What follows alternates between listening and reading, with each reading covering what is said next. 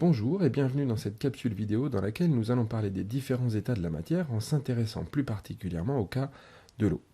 Alors de quoi parle-t-on lorsqu'on parle des états de la matière? Eh bien pour cela je vous invite à essayer de trouver le point commun qui existe entre cette éponge, de la farine en poudre, des cailloux, une gomme ou encore ces glaçons. Eh bien en sciences physiques, on dit que la matière photographiée dans ces 5 situations-là se trouve à l'état solide. Alors comment identifier simplement de la matière à l'état solide? Eh bien c'est très simple. Un solide peut être pris entre deux doigts. Ça c'est le critère principal. Alors pourquoi? Eh bien pour la bonne et simple raison qu'un solide a ce qu'on appelle une forme propre. Qu'est-ce que ça veut dire? Ça veut dire qu'un solide a une forme à lui et que quel que soit le récipient dans lequel vous allez le poser, le solide va garder sa forme. Alors bien sûr, un solide peut être déformable, comme par exemple l'éponge que j'ai prise en photo ici. Mais pour autant, cela restera bien de la matière à l'état solide à partir du moment où vous pouvez le saisir entre deux doigts. Et cela me permet d'insister sur une chose qu'il ne faut pas que vous confondiez solide avec dur. La matière à l'état solide n'est pas forcément de la matière dure. Alors, dans la nature, de l'eau à l'état solide, vous avez plein d'exemples. Comme par exemple le givre que vous trouvez sur les pare-brises des voitures en hiver, ou alors le verglas sur les routes, la neige qui peut tomber lorsque la température est suffisamment basse, ou alors les glaçons que vous pouvez retrouver au congélateur, ou un iceberg. Et bien évidemment, vous l'avez tous constaté, si jamais la température augmente, ou si le climat se réchauffe, eh bien cette eau ne reste pas à l'état solide, elle change d'état, comme on le verra dans la deuxième partie de cette vidéo, et passe à l'état liquide. Alors, quelles sont les propriétés de l'état liquide? Eh bien, contrairement à l'état solide, un liquide, ça coule. Pourquoi? Parce qu'un liquide, du coup, n'a pas de forme propre. Quelle va être la forme d'un liquide? Il va prendre la forme du récipient qui le contient.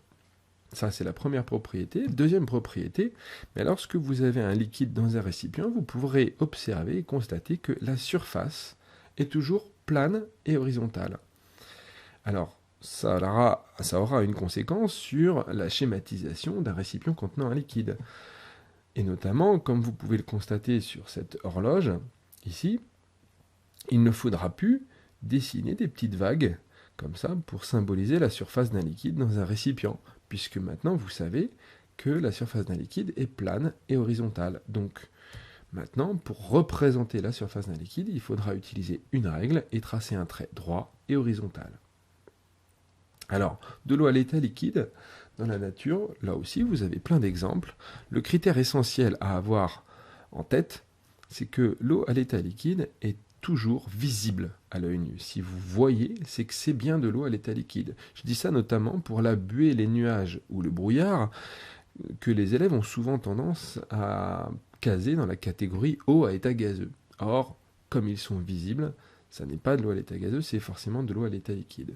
La rosée, l'eau des océans sont aussi des exemples d'eau à l'état liquide. Alors cette eau, bien sûr, là encore, si vous augmentez la température, peut se trouver cette fois-ci à l'état gazeux, comme par exemple le gaz que vous avez dans les bouteilles de butane ou le gaz que vous avez dans les bouteilles de plongée sous-marine. Alors, une des caractéristiques principale de l'état gazeux qui le permet de le différencier de l'état solide ou liquide, c'est que, contrairement au solide et au liquide, un gaz, lui, est compressible. On peut comprimer un gaz, ce qui est d'ailleurs très pratique, et ce qui fait qu'on peut comprimer une quantité importante de gaz dans les bouteilles de butane ou dans les bouteilles de plongée sous-marine pour pouvoir rester longtemps sous l'eau. Alors, les propriétés de l'état gazeux, donc deux principales. Un gaz n'a pas de forme propre, puisqu'on peut le compresser, et il va prendre aussi toute la place qu'on lui offre. Alors, dans la nature, des exemples d'eau à l'état gazeux, eh bien, il n'y en a qu'un, c'est la vapeur d'eau. Mais impossible de vous la montrer, puisque, comme je l'ai dit précédemment, cette vapeur d'eau est invisible à l'œil nu. Alors, nous avons donc trois états pour la matière, l'état solide, l'état liquide et l'état gazeux. Et comme je l'ai expliqué, eh bien, en fonction de la température, la matière peut changer d'état. Alors, commençons par donner une petite définition de ce qu'est un changement d'état. Un changement d'état, ça correspond au passage d'un état physique à un autre. Exemple, le passage de l'état solide à l'état liquide. Ainsi, l'état dans lequel se trouve un corps pur dépend essentiellement de la température. Alors, des changements d'état à votre niveau en cycle 3, je m'attends à ce que vous connaissiez 4 changements d'état principaux.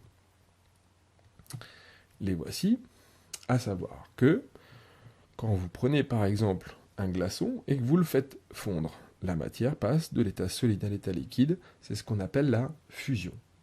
Une fois fondue, vous avez de l'eau à l'état liquide. Si vous chauffez encore cette eau, vous allez, au bout d'une certaine température, obtenir de l'eau à l'état gazeux. Ce changement d'état s'appelle la vaporisation. Vous avez obtenu de la vapeur d'eau invisible à l'œil nu. Cette vapeur d'eau, si jamais vous la refroidissez, peut repasser à l'état liquide. C'est ce qu'on appelle la liquéfaction. Et cette eau à l'état liquide, pour peu que vous la placiez par exemple dans un congélateur, va refroidir suffisamment pour se solidifier et redevenir un glaçon. On appelle ça la solidification. Vous l'avez compris, le passage d'un état à un autre dépend essentiellement de la température. Et vous avez sur cette vignette les principaux changements d'état à connaître. Voilà. Toutes ces notions, les changements d'état et les différents états de la matière seront à réutiliser lors des expériences et lors des activités du plan de travail. Je vous souhaite bon courage et si vous avez des questions, n'hésitez pas à m'en faire part. Bon courage!